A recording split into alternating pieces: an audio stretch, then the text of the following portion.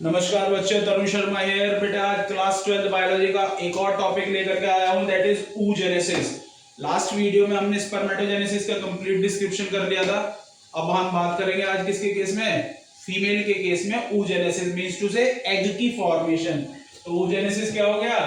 Formation of, किसकी बात हो रही है? ओवम, और वी कैन से एग। हम एग और ओवम की बात कर रहे हैं।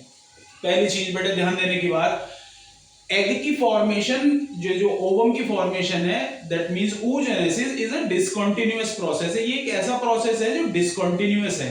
डिसकंटिन्यूअस मतलब इसकी कंटिन्यूटी टूट जाती है बीच में। कैसे टूट जाती है सर कंटिन्यूटी?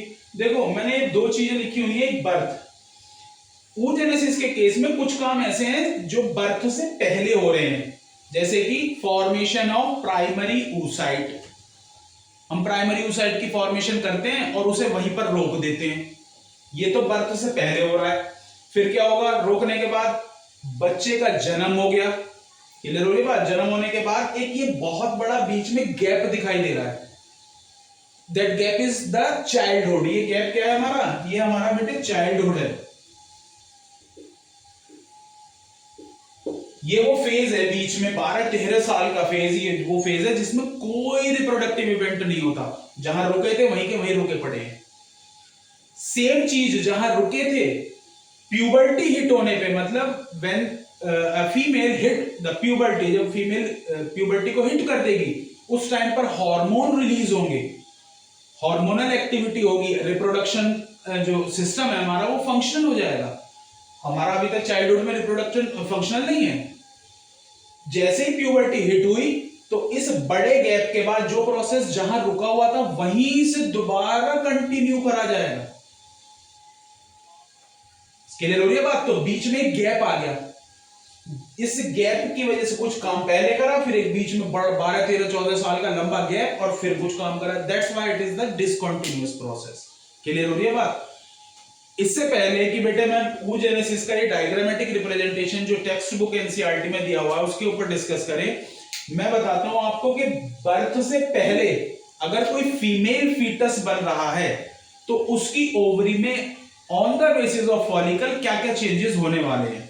सपोज करें एक फीमेल है, उसने एग बनाया और उससे स्पर्म हिट हुआ और एक जायगोट बन गया। ये जायगोट किसका बन रहा है? फीमेल का। तो अब इसका एम्ब्रियो डेवलपमेंट होगा, फीमेल एम्ब्रियो में कन्वर्ट होगा। 9 महीने का जेस्टेशन पीरियड, प्रेगनेंसी पीरियड चलेगा।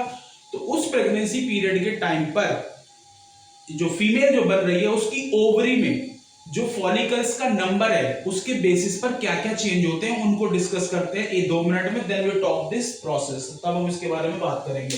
देखो फर्स्ट मंथ की बात कर लेते हैं। प्रेगनेंसी का फर्स्ट मंथ चल रहा है और फीटल कैसी है हमारी? हमारी गर्ल है। तो फर्स्ट मंथ उसकी ओवरी में हमारे पास नियर अबाउट कितनी 1500 से लेकर के 2000 क्या बन जाएंगी?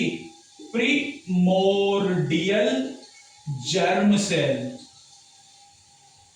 जर्म सेल 1500 से 2000 प्रीमोर्डियल जर्म सेल्स बन जाएंगी पहले महीने में ओवरी के केस में। आ जाओ स्किप करते सीधे पहुंचते हैं हम 5वें, 5th और 6th मंथ पर। जब 5वें और 6ठे महीने पर पहुंचेंगे तो हमारे पास नियर अबाउट 6 to 7 मिलियन क्या होंगे हमारे पास? Primary follicle. Now we call it primary follicle. हमारे पास प्राइमरी फॉलिकल होंगे, प्राइमरी फॉलिकल। हम इसको प्राइमरी फॉलिकल क्यों कह रहे हैं? क्योंकि जर्म सेल के चारों तरफ, क्लियर हो रही है बात, ग्रेन्युलेसा सेल्स की लेयर बन गई है। That's why we call it follicle. मतलब ये जो हमारे पास है इसके ऊपर चारों तरफ क्या बन गई है? ग्रेन्युलोसा सेल्स की लेयर बन गई है। That is the granulosa cells layer. इसलिए हम इनको क्या बोलने लगे? अब फॉलिकल्स। तो ये हमारे फॉलिकल्स बनने स्टार्ट हो गए। कितने बन गए? 6 से 7 मिलियन, मतलब लगभग 70 लाख। एक बात ध्यान रखना, 70 लाख प्राइमरी फॉलिकल्स ओवरी के बस की नहीं है कि वो इतने ज्यादा फॉलिकल को कैरी करके रख सके। उन्हें न्यूट्रिशन दे सके, उन्हें प्रोटेक्शन दे सके, ये ओवरी के बस की नहीं है। तो ओवरी क्या कहती है, भैया मेरे बस की इतने संभालने नहीं है, तो क्या करो, इन्होंने कहा, ओवरी ने कहा कि इन्हें हटाओ या कम करो, डीजेनरेट करो, कहीं भी ले जाओ, मैं इतना कवर नहीं रख सकती, मैं ना इतना कवर कर पाने की। तो क्या करा गया, एक कंडीशन आई that is known as follicular atresia. Follicular atresia means to say shrinking of follicles, follicles का श्रिंक होना शुरू हो गया, श्रिंक हुए डीजनरेट हुए, श्रिंक हुए डीजनरेट हुए, घटते घटते जब क्या आ जाएगा आपका बर्थ, और आगे बढ़े तो प्रेगनेंसी का पहला महीना था, फिर 5वें 6ठे महीने पर आ गए हम सीधा, फिर अब हम पहुंच गए किस पर, बर्थ पर। जब बर्थ होगा तो कितने बचेंगे, 2 million primary follicles we have at the time of birth. Exact नहीं, 1 to 2 मिलियन, कम ज्यादा भी हो सकते हैं। नेक्स्ट आगे आ जाओ, फिर इसी बच्ची ने, ये जो फीमेल बच्ची थी, इसने हिट करी प्यूबर्टी। प्यूबर्टी हिट करते ही कितने बचे, ये 60K to 80K, 60 से 80 हजार प्राइमरी फॉलिकल्स हमारे पास बचते हैं प्यूबर्टी आते हुए। तो ये जो काम है ये बिफोर बर्थ हो रहा है, तो इसको यहां मेंशन कर लेंगे, आगे का काम अगला मेंशन कर लेंगे, इसको पहले मेंशन कर लेते हैं। इट मींस टू से प्राइमरी फॉलिकल्स ये जो हमारे पास हैं, मतलब ये प्राइमरी फॉलिकल्स हमारे पास, ये रहा हमारा primary follicle. Now we call it, मैं इसे क्या बोलने लगूं, oogonia, that is the oogonia और mother cell of the egg, egg की मदर सेल है। इसमें डिवीजन हुआ, मैं केवल बेटे ये सभी में ये हुआ होगा, मैं केवल एक सेल का डिवीजन दिखा रहा हूं बस, जो बुक में भी मेंशन है वो भी एक ही सेल का डिवीजन मेंशन है, जिससे कि हम समझ जाएं कि बाकी सेल्स में भी ऐसा ही हुआ होगा। तो हमारे पास एक oogonia थी, इसने मल्टीप्लिकेशन किया, क्या किया, मल्टीप्लिकेशन, केवल मल्टीप्लिकेशन हुआ और डिफरेंशिएशन हुआ। डिफरेंशिएशन, मल्टीप्लिकेशन मींस टू से केवल काउंट बढ़ा लो, नंबर बढ़ा लो, और डिफरेंशिएशन मतलब स्पेसिफिक काम के लिए तैयार रहो, आपको स्पेशल वर्क दे दिया गया है। ये हमारी बॉडी की एक जो है प्रॉपर्टी है कि हम सेल्स का डिफरेंशिएशन करके स्पेशल काम कराते हैं। जैसे लीवर की सेल है तो स्पेशल काम के लिए लीवर की सेल है तो लीवर के ही काम करेगी, वो पैनक्रियास के काम नहीं करेगी, क्योंकि वो लीवर के लिए स्पेशल है, लीवर के काम के लिए स्पेशल है। तो दैट इज द डिफरेंशिएशन। ये डिफरेंशिएशन करा लिया, डिफरेंशिएशन करा करके भी मेक, हमने क्या बना लिया, primary oocyte, we form the primary oocyte, हमारे पास क्या बन गया, प्राइमरी oocyte बन गई। अब क्या हुआ, ये प्राइमरी oocyte अंडरगो होती है किसमें, एक फेज आता है जिसमें थोड़ी सी हमें ग्रोथ दिखानी पड़ेगी बेटे,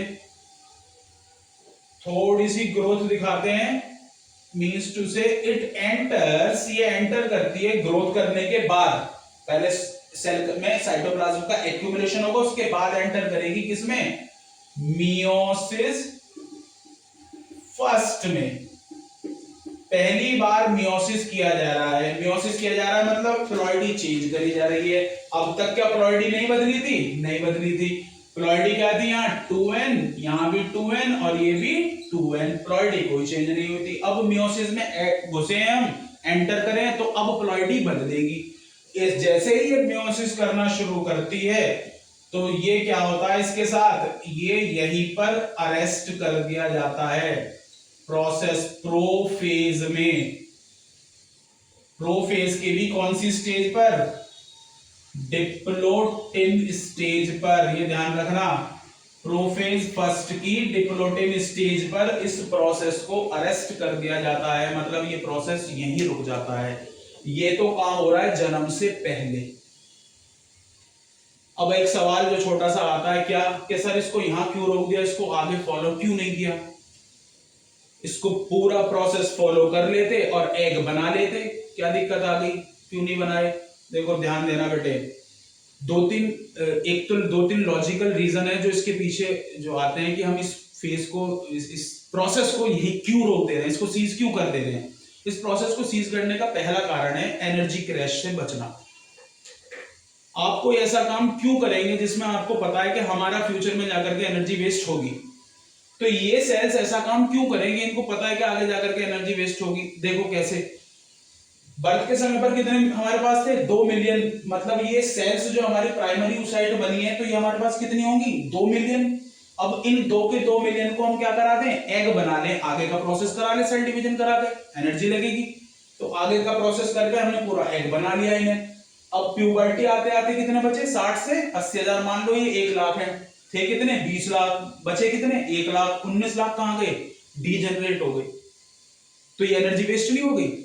जब हमें पता है कि हमारा चाइल्डहुड का जब पीरियड गुजरेगा, 12, 13, 14 साल का पीरियड गुजरेगा, उस पीरियड के टाइम पर 18-19 लाख फॉलिकल हमारे डीजनरेट हो जाने हैं। तो why we waste the energy, हम एनर्जी क्यों वेस्ट करें।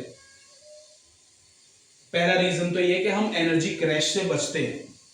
दूसरा रीजन, जिस स्टेज में, बड़े ध्यान से सुनना, ये बहुत इंपॉर्टेंट बात है, जिस स्टेज में इसको अरेस्ट किया गया है ना, उस स्टेज में हमारा जेनेटिक मटेरियल डीएनए सबसे ज्यादा स्टेबल होता है, सबसे ज्यादा स्टेबिलिटी उसके पास है। साइनेप्स की कंडीशन होती है उस टाइम पर, जिस टाइम पर इसको सीज किया गया है, जिस अरेस्ट किया गया है, साइनेप्स की कंडीशन में DNA is the more stable then the other stages, सबसे ज्यादा स्टेबल है। उस स्टेबिलिटी को बनाए रखने के लिए हम इसको यहीं पर अरेस्ट करा देते हैं। अगर कहें कि सर अगर स्टेबिलिटी ना हो तो बेटे स्टेबिलिटी नहीं होगी तो चांसेस हो सकता है कि कोई गड़बड़ हो जाए, जैसे कि म्यूटेशन, डाउन सिंड्रोम, फिर गड़बड़ हो जाएगी, फिर कहेंगे कि जी ये क्या हुआ। तो इससे पहले तो उसको स्टेबल स्टेट में ही ना सीज कर दो, तो स्टेबल स्टेट में ही वही हमने सीज कर दिया। ठीक हो गई बात। 2 रीजन हो गए, 2-3 रीजन ये मैंने बताया आपको। तीसरा रीजन, ओवरी इतने ज्यादा एग्स, मान लो हम बना दें 20 के 20 लाख एग, तो ओवरी इतने ज्यादा एग्स को लंबे समय तक न्यूट्रिशन नहीं दे सकती। न्यूट्रिशन नहीं देगी मतलब उनकी शेल्फ लाइफ 0 हो जाएगी, फिर कम हो जाएगी। इतने वो प्यूबर्टी को हिट करेंगे, आगे जाएंगे, इतने उनकी शेल्फ लाइफ खत्म हो जाएगी, वो मर जाएंगे। तो उन एग्स का क्या फायदा, ओवरी उनको नरिशमेंट नहीं दे सकती प्रॉपर। क्लियर हो रही है बात। तो दीज आर द 2-3 रीजंस कि हम इनको यहीं पर ब्लॉक कर दें। आगे क्या करें, फिर आगे क्या करें, पूरा चाइल्डहुड गुजारे, 12-13 साल का चाइल्डहुड गुजारो। 12-13 साल का चाइल्डहुड गुजरेगा मतलब 1, 2, 3, 4, 5, 6, 7, 8, 9, 10, 11, 12, 13 साल का चाइल्डहुड गुजरा। जहां रुके थे वहीं से आगे काम शुरू कर लेंगे। बीच में गैप आ गया इसलिए डिसकंटिन्यूअस मैंने बताया शुरू में। जहां रुके वहीं से काम आगे का शुरू कर लो। क्या शुरू कर लो, कहां रुके थे हम, मियोसिस फर्स्ट सेल डिवीजन करा रहे थे, उसी से आगे कर लो, उसी को पूरा करा लो। 2 सेल बनेंगी हमारे पास, एक बनेगी फर्स्ट पोलर बॉडी जो कि होगी बहुत कम साइटोप्लाज्म के पास साथ, केवल 10%, और एक बड़ा सा बनेगा हमारे पास, that is the secondary oocyte। ये सेकेंडरी oocyte बन गया जो कि 90% हमारे साइटोप्लाज्म के साथ है। अनइक्वल सेल डिवीजन हुआ। प्लॉइडी चेंज हो गई, प्लॉइडी पहले क्या थी हमारे पास, डिप्लॉइड, अब डिवीजन कौन सा हुआ, मियोसिस। कौन सा डिवीजन हुआ, मियोसिस फर्स्ट। तो मियोसिस में क्या होता है, प्लॉइडी 2n से n, ये n और ये n हैप्लॉइड नंबर पर आ गए। क्लियर हो गई बात। अब हैप्लॉइड नंबर का हमारे पास सेकेंडरी सेकेंडरी oocyte आ गया। अब क्या करें, इसी स्टेज में, सेकेंडरी oocyte की स्टेज में ही इसको रिलीज कर दिया जाता है। कहां से, ओवरी से। कैसे, इसको भी अरेस्ट करके ही रिलीज कराते हैं हम। तो ये कहां अरेस्ट हो जाती है, ये फिर अरेस्ट हो गया। मियोसिस सेकंड कर रहा था भाई, ये क्या कर रहा था, मियोसिस सेकंड कर रहा था, इसे फिर पकड़ लिया किस स्टेज में, मेटाफेज। इस बार कहां पकड़ा इसे, मेटाफेज में। क्यों कर रहा है भाई, जब इससे इसने कहा कि भाई मैं मियोसिस सेकंड कर लेता हूं, इसने कहा कि इसको पकड़ो ही।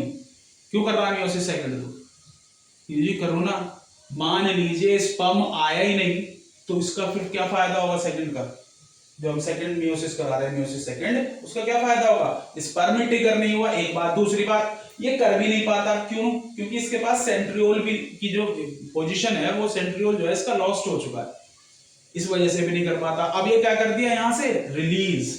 मतलब अगर मैं ओवरी में बनाऊं आपको, इसको हटा देते हैं बेटे। ओवरी की स्ट्रक्चर अगर देखें तो ये वो स्टेट आ गई जहां पर ओव्यूलेशन का प्रोसेस होता है, मेंस्ट्रुअल साइकिल जो चलती है हमारी, 1 से ना मंथ वाला जो प्रोसेस है, आगे डिस्कस करेंगे उसको कंप्लीट। ये जो काम हो रहा है ना, इससे आगे वाला काम ये कौन करवाते हैं, देखो ध्यान दो, मैंने अभी आपको कहा कि ये अरेस्ट टूट गया, किसने तोड़ा? हमारे पास हाइपोथैलेमिक हार्मोन है, that is known as GnRH। क्या है? GnRH, यहां लिख देता हूं मैं GnRH। इन्होंने पिट्यूटरी ग्लैंड के पास जाकर के दो हार्मोन निकलवा दिए, एक FSH और एक LH। पिट्यूटरी ब्रेन का पार्ट है ये हाइपोथैलेमिक हार्मोन। ब्रेन गया पिट्यूटरी के पास, पिट्यूटरी ने दो हार्मोन निकाल दिए, FSH और LH। FSH आएगा, प्यूबर्टी हिट हो गई, प्यूबर्टी हिट होते ही क्या हुआ? FSH आ गया, FSH ने ये अरेस्ट तोड़ दिया और तोड़ करके आगे का काम कर दिया। वंस इन अ मंथ एक एग की फॉर्मेशन। अब हर बार आगे जब तक चलेगा, जब तक मेनोपॉज ना आ जाए तब तक ये होगा। होता क्या है? FSH आकर के फॉलिकल स्टिमुलेटिंग हार्मोन आकर के 15 से 20 फॉलिकल्स को स्टिमुलेट कर देता है। किस क्या करने के लिए? सेकेंडरी oocyte बनाने के लिए। 15 से 20 में से जो अग्रेसिवली जाकर के एक हमारा बना पाता है, अग्रेसिव नेचर के साथ जो होता है, जो फिटेस्ट, सर्वाइवल वाली theory, survival of the fittest, जो सबसे ज्यादा ताकतवर मजबूत होगा, अच्छी शेप में होगा, वो जाकर के, जिसके पास अच्छा न्यूट्रिशन होगा, वो जाकर के एग में कन्वर्ट हो जाएगा under the influence of FSH। और फिर LH आएगा, इसको फिर वहां से डिटैच करा करके फेलोपियन ट्यूब में ले जाएगा। ओवरी से निकालो और फेलोपियन ट्यूब में भेजो, इसका आगे का काम वहीं चलेगा, यहाँ नहीं चलेगा ओवरी के अंदर। क्लियर होगी बात? तो ओवरी के अंदर काम खत्म। एक चीज और बेटे ध्यान रखना, ये अनइक्वल डिस्ट्रीब्यूशन जो हुआ है, इसका भी बहुत इंपॉर्टेंट रोल है। क्या? इस पोलर बॉडी ने बेटे सेक्रीफाइस करा। क्या सेक्रीफाइस करा? इसने कहा कि भाई इस तू एक काम कर, सारा का सारा कंटेंट साइटोप्लाज्म का ले ले। क्लियर होगी बात? साइटोप्लाज्म का सारा कंटेंट इसको दे दिया, अपने पास कुछ नहीं रखा। क्यों? क्योंकि इसको पता है कि इसको आगे जा करके बहुत जरूरत पड़ेगी एनर्जी की। और अगर ये, मैं ये कहता हूं कि ये इक्वल पोलर बॉडी ना देता, तो ध्यान रख लेना, ये एग यूट्रस की जो एंडोमेट्रियम लाइनिंग है, जहां इंप्लांटेशन होगा, वहां पहुंच नहीं पाता। बीच में ही एनर्जी खत्म हो जाती है और बीच में ही एग जो है हमारा रुक जाता। क्लियर हो रही है? That is the sacrifice done by this polar body to give all the nutrition to secondary oocyte। उसको दे दिया सब कुछ अपना। तो इस सैक्रिफाइस का, अनइक्वल का, डिवीजन का जो वो है, अगर इसको समझने की कोशिश करें, अभी समझाता हूं मैं। फॉलिकुलर एट्रीशिया ये हटा दो। अब देखो क्या हो रहा है, ये हमारे पास फेलोपियन ट्यूब है, ये हमारी ओवरी थी, तो ये सेकेंडरी oocyte यहां बना, that is the secondary oocyte। ये सेकेंडरी oocyte रिलीज करके कहां भेज दिया गया? फेलोपियन ट्यूब में आ गया अभी। अब फेलोपियन ट्यूब में नेक्स्ट डिवीजन जो हमारा क्या होना है, जो हम यहीं पर दिखा देते हैं, डायग्रामेटिक रिप्रेजेंटेशन बुक में भी यही दिखा रखी है। क्या? सेकेंड पोलर बॉडी बनी, सेकेंड पोलर बॉडी बनी, और क्या बना हमारा? हमारा बना ये egg, that is the egg, और ऊटेड ये हमारा बना। ये जो प्रोसेस हो रहा है ना बेटे, ये मेटाफेज में यहाँ अरेस्ट है। ये कब खुलेगा अरेस्ट? जैसे FSH ने यहाँ का अरेस्ट खोला, ऐसा ही अरेस्ट यहाँ खोलेगा। कौन? स्पर्म ट्रिगर करके। जैसे ही स्पर्म से ट्रिगर होगा, then that process gets started. Sperm आएगा और अपना सेंट्रियोल इसको गिफ्ट कर देगा ओवम को, और सेंट्रियोल की हेल्प से ये स्पिंडल फाइबर फॉर्मेशन करके पोल्स की तरफ दोनों क्रोमोसोम्स को अलाइन, जो हमारे अभी हैं इक्वेटोरियल प्लेन पर, उनको खींच करके पोल्स की तरफ ले जाएगा। और सेकंड पोलर बॉडी, मतलब ट्रिगर होने के बाद सेकंड पोलर बॉडी और फर्टिलाइज्ड एग इसका था, आधे स्पर्म से आ गया, तो ये पोजीशन बन गई। ये सेकंड, ये तब हमारा जाकर के क्या बनेगा? एग बनेगा। That is the oogenesis, egg की फॉर्मेशन। ठीक हो गई बात? एक सवाल और बचता है कि सर ये कहां जाएगा? इसका एक काम होता है, एक प्रोसेस होता है, that is known as apoptosis. Apoptosis मतलब प्रोग्राम सेल डेथ।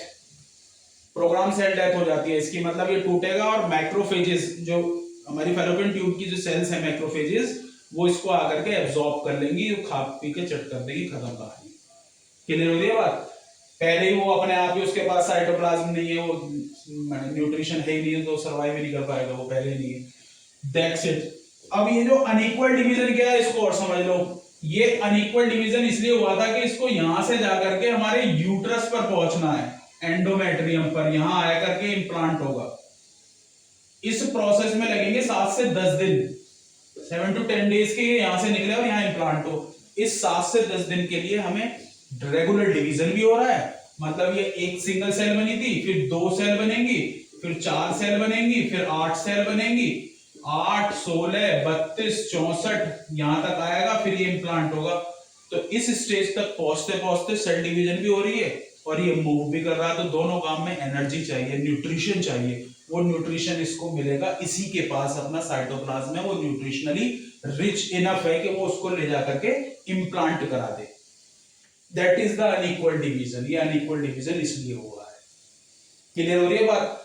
ये जिस स्टेज पर बेटे रिलीज किया गया है, उस स्टेज पर अगर हम ओवरी में देखें तो उस स्टेज पर ओवरी से जब ये रिलीज होता है तो इसके पास external theca, internal theca, cumulus oophorus, मतलब जो ये है, अगर हमारा इसको मैं बनाऊं प्रॉपर मैच्योर फॉलिकल के साथ, तो सबसे बाहर एक्सटर्नल थीका, फिर उसके बाद अंदर इंटरनल थीका, फिर ये हमारे पास क्यूमुलस यूफोरस जिसको हम कह रहे हैं germ hill, that is the germ hill. फिर उसके अंदर हमारे पास इसकी एग की अपनी लेयर है, जैसे क्या corona radiata, zona pellucida, vitelline membrane and then plasma membrane, और ये फिर हमारा एग। तो दैट इज द पार्ट, ये वो पार्ट है बेटे जो रिलीज किया गया है। That is the part, that red one is the part which is release into this. ये वो पार्ट है जो रिलीज करके हमने फैलोपियन ट्यूब में पहुंचाया है। क्लियर होगी बात बेटे? That is the process of oogenesis। कोई प्रॉब्लम आई हो बेटे, कोई बात समझ में ना आती हो तो कमेंट करके बताएं, शेयर करें, सब्सक्राइब करें। हाँ, सब्सक्राइब जरूर कर लेना, ठीक है। मिलते हैं फिर नेक्स्ट टॉपिक पे। जो नेक्स्ट हमारा टॉपिक आएगा insemination and fertilization, then we move ahead. कोई बात समझ में ना आई हो तो बेटे प्लीज आप इसको कमेंट करके बताएं, सब्सक्राइब करें, शेयर करें, दोस्तों को बताएं। मिलते हैं नेक्स्ट सेशन में, तब तक के लिए शुक्रिया, धन्यवाद, थैंक यू।